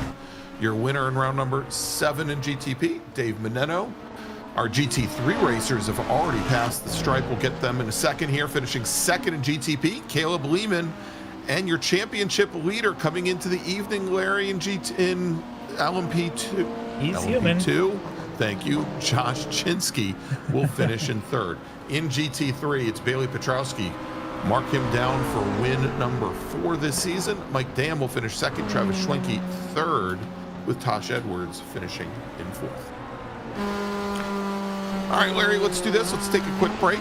We'll come back. We'll talk some of our podium finishers here from Road America, where we've just seen round number 7, the Extreme Motorsports Ricmotech World Challenge. We'll be right back.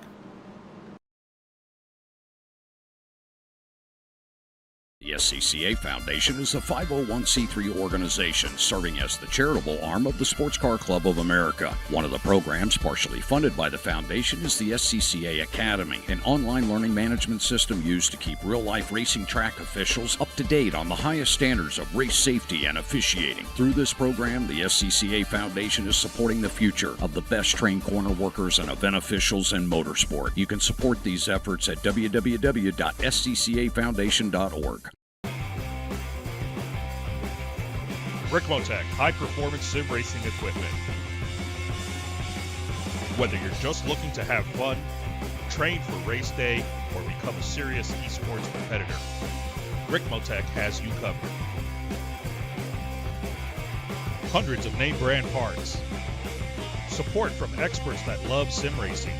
Trusted by the pros. There's only one place to go, ricmotech.com.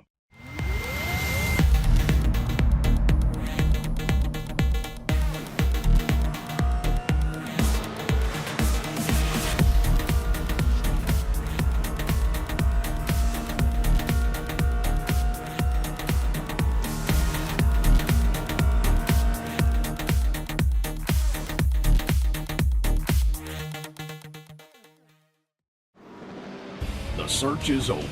The most comprehensive league scoring solution is here, with the ability for multi-level championships, custom incident tracking, post-race time penalties, support for heats, drop weeks display, multi-car team scoring, advanced web widgets, rookie championships, a custom paint system, and load those results in seconds.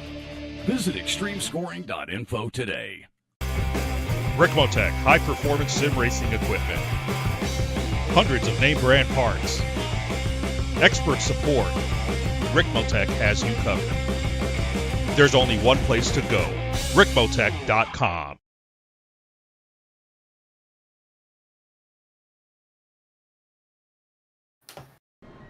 And welcome back, everybody, to Road America, where you've just seen round number 7 of the Extreme Motorsports Ricmotech World Challenge. I want to also remind everybody that our great sponsor this season, Buttkicker, is once again offering up a Buttkicker Gamer Plus package valued at $279.95 to a lucky winner at the end of the season. Each driver, whenever they earn a championship point, will earn one entry into the drawing at the championship banquet. So good luck to everybody there, and thanks again to Buttkicker. All right, Larry, we have sitting in the green room a couple of our podium finishers, or a bunch of our race winners here tonight. Why don't we bring in the driver of the number 5 DNA Motorsports Acura, your winner in GTP tonight, Ben Rose. All right, so coming into tonight, he had the points lead in GTP, but Ben Rose, a win would go tremendously towards a potential championship. You got the win. How's that feel for you? Oh, it feels great. Thank you. Thank you guys for being here tonight. Thank you for everything. It was a lot of fun. Guys were talking trash to me as usual, saying it was all the car and the setup, giving me no credit whatsoever. No respect. No respect. You should have heard Larry. He did that the whole race long, Ben. You gotta go back and watch. They're just carrying you along, I'm sure.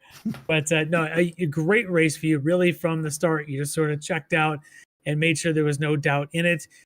The challenge tonight, just traffic with the GT3s. Again, another big field of GT3s, kind of mixing it up to have to get through.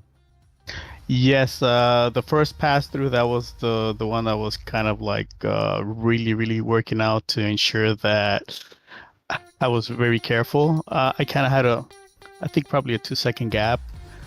So I kind of was able to not be too aggressive. So I was kind of like taking my time, but trying to lose the least amount of time as possible.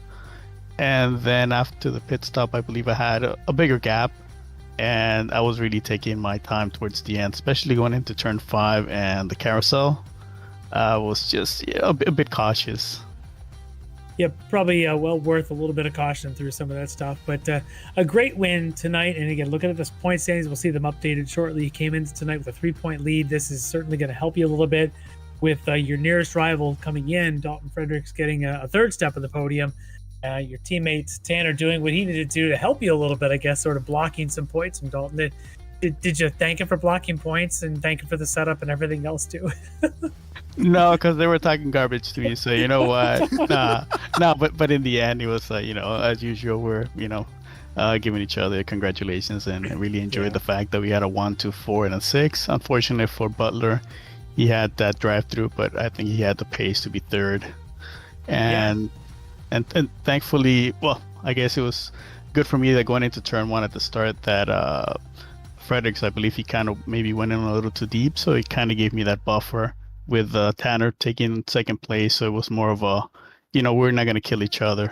So that worked out for both of us. But yeah, this track just clicked for me when I first started practicing last week. So I felt great on this track. It was a lot of fun. I really enjoyed it. Yeah, great effort tonight, getting that win start to finish, and really helping your points challenge here, and have an opportunity here going into Daytona in a couple of weeks. So congrats on all of that. And does anybody else you want to mention? Any teammates that you want to give any grief to here live on air? Definitely thinking my teammates, even though, we talk trash to each other, but it's all in good jest. It's a lot of fun. When it's the other way around, I do the same for Tanner or Butler or Ryan, and of course I have to thank the wife, with the support that she gives me. And just on the offside, I'm not sure if you guys were able to see Ryan throughout the broadcast, because he was wearing his cheese head, because he's from Wisconsin.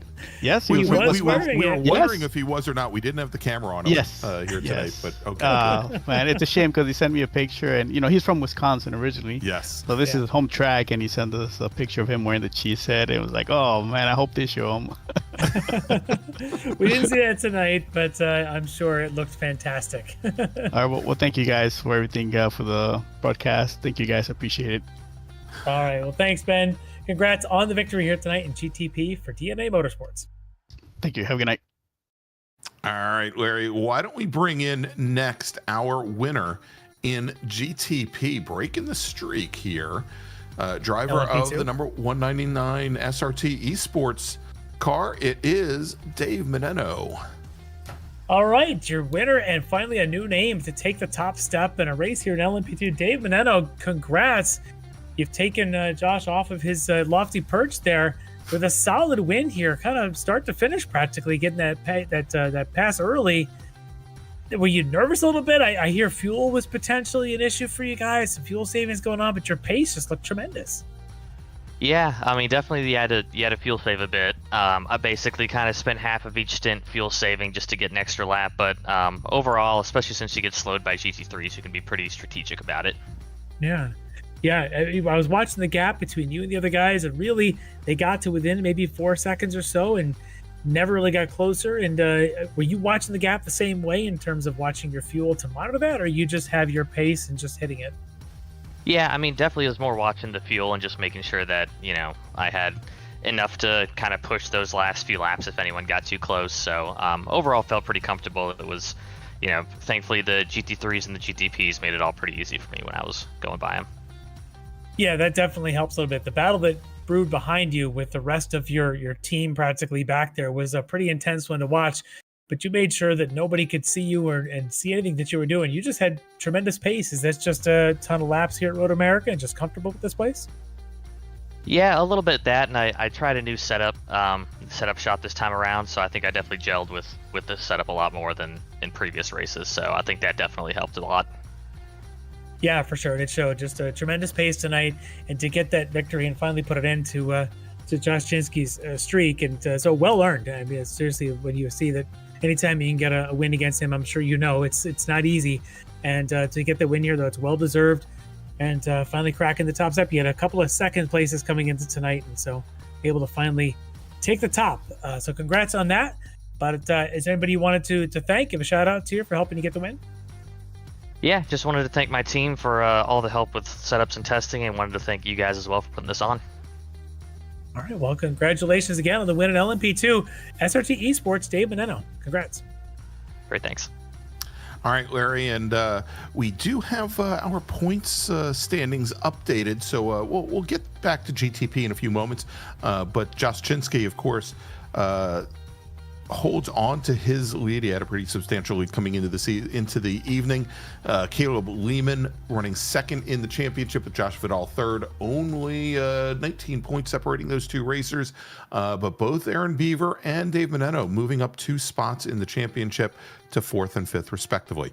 All right, let's move over to our GT3 winner this evening, and that is Bailey Petrowski from D2D Sim Racing. All right, getting the win in that McLaren from D2D Sim Racing. It's Bailey Petrowski, and Bailey, it's never easy in this series, never easy any night, but you managed to kind of set a really strong pace that the others had to chase. How hard was tonight from your eyes, and how much of a challenge was it to pull down this win? It was a lot more difficult than I expected. I do tend to struggle on this track, it seems. But from how the practice was going, I didn't even expect to qualify pole, as everyone is putting in really good laps in practice. But something clicked during the race, and that made it a lot easier. But it was really just being consistent, because I was barely able to pull away from Schwenke initially. It's like maybe a 10th a lap until I finally got out of a second range of him and stopped giving him the tow, and then I was finally able to kind of pull away. But it's really just being as consistent as I could be. Yeah, and then it seemed after the fuel stops, those guys had gotten a little bit closer. You opened up the lead a little bit, and then all of a sudden it seemed Mike Dam started chipping away. Were you watching that delta a little bit and kind of seeing what kind of pace Mike had in the second half? I was watching it a lot. He was, I think, matching my pace for most of it, and then I think I was just getting a little bit unluckier with when the faster traffic was catching me. I had to give way a lot of times, losing, I think most laps in that second stint, I was losing probably half a second to traffic, and he just kept slowly pulling more and like closer and closer. So it was getting me a little bit nervous, but he put up a good fight. Yeah, it was a good fight on your part to defend and have that pace all the way through the finish, and to get another well-deserved win. It's gonna get you one step closer to this championship with one more round to go. Are you ready to focus for 2 more weeks at Daytona, and be ready to lay it down? Yeah, I'm excited to see how Daytona will feel in a GT3. I think I've only ever driven the track in prototype, so I think this will be very different for me, but I'm excited to see how it goes. If not, hopefully I can still get a good finish and finish off the championship strong. Yeah, well, we're looking forward to that, but certainly getting a win here tonight, a big step towards that. And but we'll ask, is anybody you want to thank? Any sponsors you wanted to thank here at the end of this round? Don't worry, I got my list this time. I'm prepared. Ah, yes. See, Greg, we knew he'd be prepared. Yes. I was expecting to be here last race, and it didn't happen, so I prepared it for nothing last time. But we're just glad you didn't lose it. I had to remake it, so I did kind of lose it for a second. But yes, I want to thank our sponsors to the series, especially Ricmotech, Buttkicker, the SCCA Foundation, you guys at Apex Racing for broadcasting and hosting this, or having us, you guys for commentating and putting on, or like at least broadcasting the show. Let's see, I want to thank my team sponsors as well on D2D as a whole for letting me drive with them and giving me this opportunity. I want to thank my dad for consistently watching the races and supporting me and supporting my racing. And yeah. All right. Well done. And next week maybe we'll see how it goes, if there's a championship in order, or if the challenge will come up against you. But be a fun one to watch, and I'm sure you'll be ready for it. So congrats on tonight's win, and I can't wait to see what's going to happen in 2 weeks. Thank you. You guys have a good night. All right, everybody, there you go. Bailey Petrowski, driver of the number 115 D2D Sim Racing McLaren, your winner tonight. And Larry in GT3 Pro. Of course, Bailey now with his win this evening opens up a bit of an advantage on Brian Bennett and the rest of the GT3 field. It is now 56 points separating he and Bennett from Sector 5 Racing, currently second in the championship. Another 24 back to Travis Schwenke. Notable perhaps by his absence. Alex Brown in the Eagle Beaver entry, the G Ford Mustang was not here tonight, and Ilya Speaker now takes over fourth position in the championship, but only 1 point separates those two racers going into the final round of the season.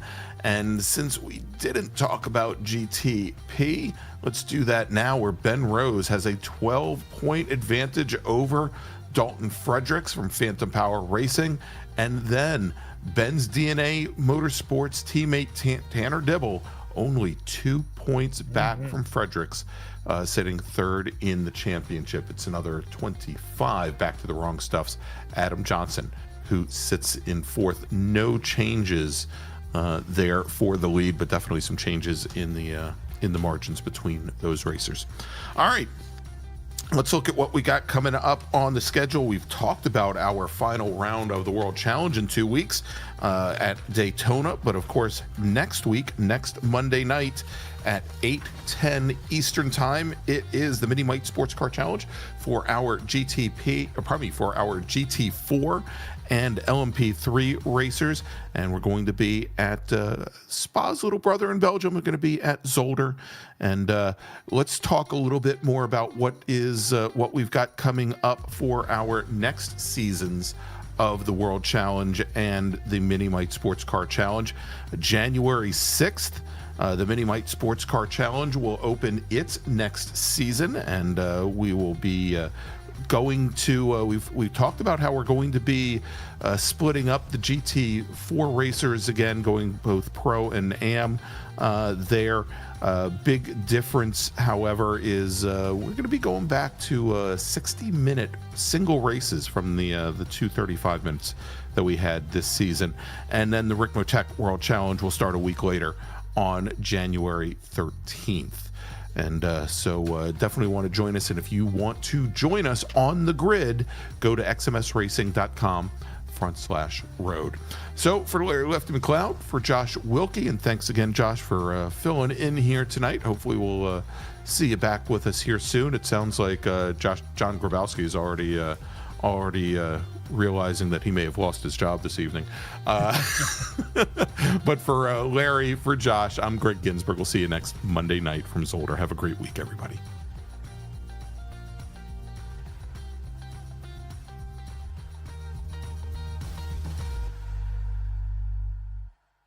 Ricmotech, high-performance sim racing equipment. There's only one place to go, ricmotech.com.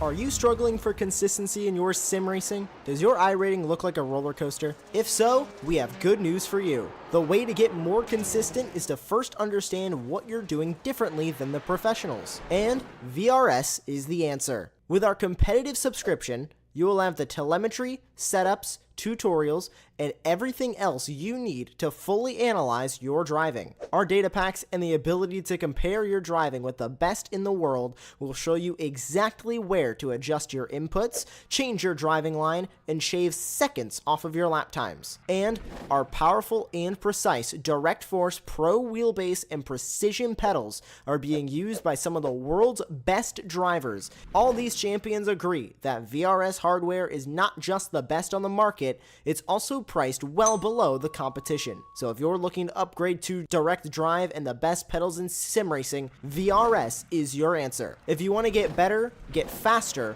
and make it happen sooner rather than later, you owe it to yourself to find out why so many people are switching to VRS. You'll be so glad that you did. Visit www.virtualracingschool.com and learn why the best use VRS.